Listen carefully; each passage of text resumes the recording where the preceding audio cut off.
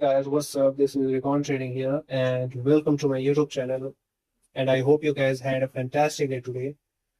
So आज हम top down analysis के साथ वीकली अब एनालिसिस भी करेंगे बिटकॉइन के ऊपर। साथ में हम जो मेथडोलॉजी का यूज करेंगे एनालिसिस में वो है स्मार्ट मनी कॉन्सेप्ट और आईसीटी कॉन्सेप्ट। तो चलिए शुरू करते हैं। सो जैसा कि आप देख सकते हैं कि मैं अभी मंथली चार्ट में हूँ, तो मंथली चार्ट में हमें कुछ नहीं करना, बस हमें आउटलाइनिंग करनी है।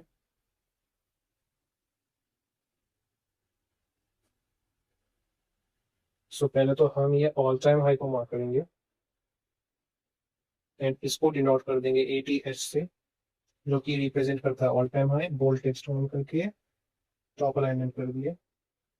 नाउ हम लोग लेफ्ट की ओर देख सकते हैं कि यहाँ पे हमारा फेयर वैल्यू गैप बन रहा है, बट ये fair value gap already mitigate हो चुका है एंड फेल्ड भी हो चुका है। सो अब हमारा इस फेयर वैल्यू गैप से कोई काम नहीं है, बट हम लोग तब भी क्या करेंगे, यहाँ पे एक फील जोन में एक लाइन ड्रॉ करके डिनोट कर देंगे इसको फेल स्पेस एम से। एम रिप्रेजेंट करता है मंथली चार्ट एंड फील से हमें पता चलता है कि जो मंथली चार्ट का फेयर वैल्यू गैप का जो फील था वो ऑलरेडी मिटिगेट हो चुका है। अब हम चलते हैं वीकली चार्ट में। तो वीकली चार्ट में हम देख सकते हैं कि जब ये फेल वाले जोन में मिटिगेट हुआ था, तो इधर लेफ्ट में जो लो बना था, जो कि लिक्विडिटी कंटेन करता है सेल साइड का, तो ये लो ब्रेक करके वापस से इसी रेंज के अंदर क्लोजिंग मिला इस वीकली कैंडल का। सो ये हम लोग काउंट कर सकते हैं मैनिपुलेशन में। अब क्या है, ये जो वीक बना है 48,950 से लेके 47,000, सॉरी 57,800 तक। सो 49,000 से लेके 57,800 900 के अप्रॉक्स जो हमारा वीक बना है, ये वीक हम लोग और फ्रैक्टल ऑर्डर ब्लॉक के लिए काउंट कर सकते हैं। और ये वाला जो वीक है ये फ्रैक्टल ऑर्डर ब्लॉक में क्यों काउंट होगा, क्योंकि ये वाला वीक मैनिपुलेट किया था इस वाले सेल साइड लिक्विडिटी को, जिसके कारण ये वाला वीक फ्रैक्टल ऑर्डर ब्लॉक बन जाएगा। अब क्या है, जैसा कि मैं आपको एक एक्स्ट्रा टिप दूं, हर एक area of interest total 3 levels contain करता है। एक होता है आपका आयोफेड जोन, सेकेंड होता है कांस्टेंट एंक्रोचमेंट जोन,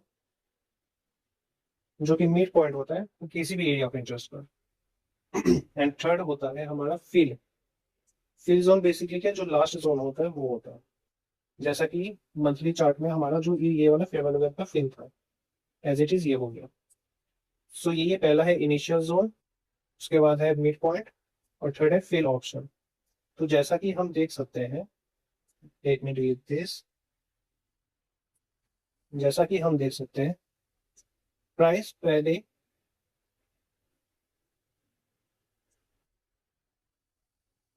आयोफेड जोन में मिटिगेट हुआ, यहाँ से हमें रिएक्शन मिला जो ब्रेक जो रिस्पॉन्सिबल था ये हाइस के ब्रेक का।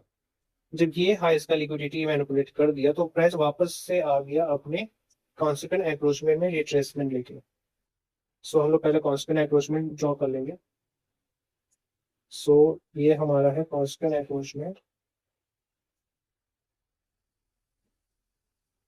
लेवल, जो कि 0.5 से भी डिनोट हो रहा है यहाँ पे। अब एक और चीज हमें क्या एनालिसिस करना है, कि जैसा कि हम देख सकते हैं यहाँ पे हमारा बन रहा है फेलियर स्विंग्स। एक तो हमारा स्विंग हाई ये है जो कि ऑल टाइम हाई है, दूसरा हमारे पास स्विंग हाई है ये, तीसरा हमारे पास स्विंग हाई है ये, एंड ये सब हाइज जो है ये भी लिक्विडिटी कंटेन करते हैं, जो कि बाय साइड का लिक्विडिटी ये फेलियर स्विंग्स है।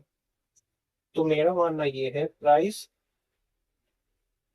अगर नीचे भी जाता है तो कम से कम ये लिक्विडिटी स्विप करने ऊपर जाएगा, बाय साइड का लिक्विडिटी लेके देन नीचे गिर जाएगा।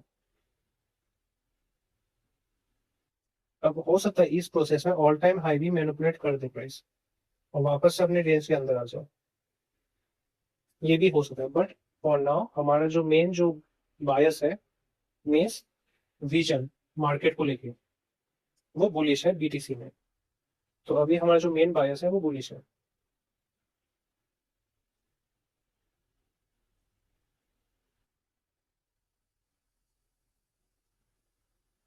ओके, अब हम आ जाते हैं हमारे डेली चार्ट में। तो जब प्राइस कॉन्स्टेंट एक्रोचमेंट में मिटिगेट हुआ था तो उसके बाद एक अच्छा सा हमें रिएक्शन मिला, जो कि 6 7 8 दिन तक चला था बुलिश का। अब क्या है, फिलहाल प्राइस ये वाला लिक्विडिटी स्वीप किया है, पेंडिंग लिक्विडिटीज है हमारे लिए ये वाली,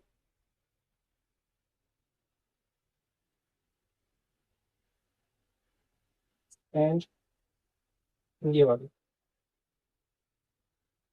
तो जैसा कि हमारा वीकली टाइम फ्रेम में जो हमारा मोटिव था डायरेक्शन का, वो था कि प्राइस कम से कम यहाँ तक तो आनी चाहिए, चाहे वो ऑल टाइम हाई या ना जाए तो यहाँ से नीचे गिरेगी। अब हो सकता है मे बी इस प्रोसेस में ऑल टाइम हाई मैनिपुलेट भी कर दे नीचे जाने से पहले, ये कंटिन्यूअस ऊपर चला जाए।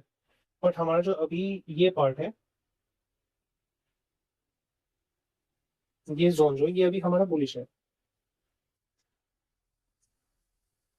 तो डेली टाइम फ्रेम में भी कुछ ऐसे ही स्ट्रक्चर्स बन रहे हैं। अगर ये पेंडिंग लिक्विडिटीज है तो प्राइस इसको मैनिपुलेट भी करने जाएगा, रिट्रेसमेंट लेके वापस से इसको भी मैनिपुलेट करने जाएगा। तो अभी हमारा ओवरऑल जो बायस है वो बुलिश है डेली टाइम फ्रेम में भी।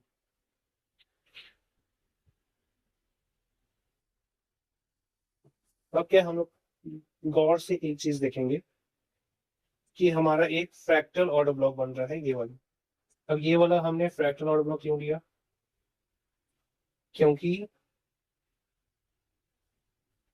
Late me do this. Okay, so ये हमने फ्रैक्टल ऑर्डर ब्लॉक इसीलिए लिया है क्योंकि ये वाला जो कैंडल है व्हाइट कलर का बेयरिश कैंडल जो वीक बनाया है लंबा, ये वाला मैनिपुलेट किया है इसके प्रीवियस वाले कैंडल को लो। तो ये मैनिपुलेशन वीक है, तो ये भी हमारा फ्रैक्टल ऑर्डर ब्लॉक में आएगा। और साथ ही के साथ इस वाले बेरिश फेयर वैल्यू गैप के कारण हमारा ये वाला ऑर्डर ब्लॉक वैलिड होता है, जो कि हमारा बन जाएगा ब्रेकअप ब्लॉक में अब की बार। सो ये रहा हमारा ब्रेकअप ब्लॉक। सो प्राइस क्या कर सकता है यहाँ मिटिगेट करके, क्योंकि फ्रैक्टल ऑर्डर ब्लॉक का बायोफेड जोन अलाइन हुआ है ब्रेकअप ब्लॉक के कांस्टेंट अप्रोचमेंट के साथ, तो यहाँ पे मिटिगेट होना जरूरी है। और अभी काइंड ऑफ प्राइस यहाँ पे आया भी हुआ है। तो मेरा मानना ये है कि प्राइस अगर लोअर टाइम फ्रेम में लाइक 1 आवर में कोई स्ट्रक्चर शिफ्ट देता है तो प्राइस हो सकता है कि एक बुलिश मूव दे दे, एक्सपेंशन दे दे ऊपर की तरफ, हो सकता है। तो हम हमारा अभी के लिए हमारा ये माइंडसेट है अभी। बट ये हो गया जब चीजें हमारे अकॉर्डिंगली काम करेंगी। अब आ जाते हैं कि अगर चीजें हमारे अकॉर्डिंगली काम नहीं करेंगी तब क्या करेंगे। सो पहले तो हम एक लेवल ड्रॉ करते हैं। तो ये वाला जो लो है इसको हम लोग ड्रॉ करेंगे एज अ इनवैलिडेशन पॉइंट। तो इसको भी हम लोग मार्क कर देते हैं इनवैलिडेशन पॉइंट। सो ये इनवैलिडेशन पॉइंट क्या होती है, देखिए अभी हम लोग का जो विजन है, हम लोग का जो मोटिव है बिटकॉइन को लेकर, वो है कि प्राइस अभी इस वाले जोन से इस वाले जोन तक आ सकता है। तो हम लोग बुलिश प्रिडिक्ट कर रहे हैं।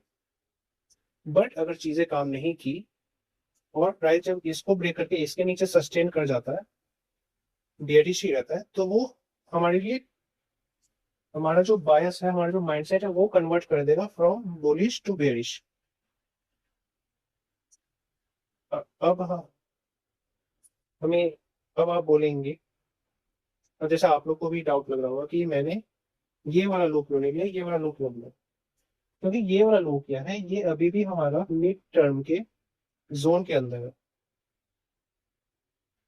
तो जिसके कारण हो सकता है प्राइस इस वाले लो को, अगर प्राइस को इनफ ऑर्डर्स यहाँ नहीं मिलेंगे एल्गोरिदम को, तो एल्गोरिदम नीचे की तरफ मूव करेगा, क्योंकि यहाँ पे कोई एरिया ऑफ इंटरेस्ट नहीं है जिसको, जो प्राइस को होल्ड करे नीचे गिरने से। तो वो डायरेक्टली प्राइस ये वाला ERL मिटिगेट करेगी, यहाँ मैनिपुलेशन देके अगेन बुलिश एक्सपेंशन दे सकती है। ये हो गया सेकेंड माइंडसेट हमारा। फर्स्ट माइंडसेट है हमारा इस ऑर्डर ब्लॉक से रिएक्ट आनी चाहिए, अगर इससे नहीं आती है तो लास्ट ऑप्शन हमारा ये है, इस मैनिपुलेशन में आ सकती है मूव। और जब ये दोनों चीजें ही काम नहीं करेगी तो लास्ट में हमारा इनवैलिडेशन पॉइंट है यहाँ पे। इसको अगर मैनिपुलेट कर दी, मैनिपुलेट नहीं चाहिए, इसको अगर ब्रेक करके सस्टेन कर दिया प्राइस, तो प्राइस नीचे ही गिरेगा। और कहाँ तक गिरेगा? कम से कम यहाँ तक गिरेगा।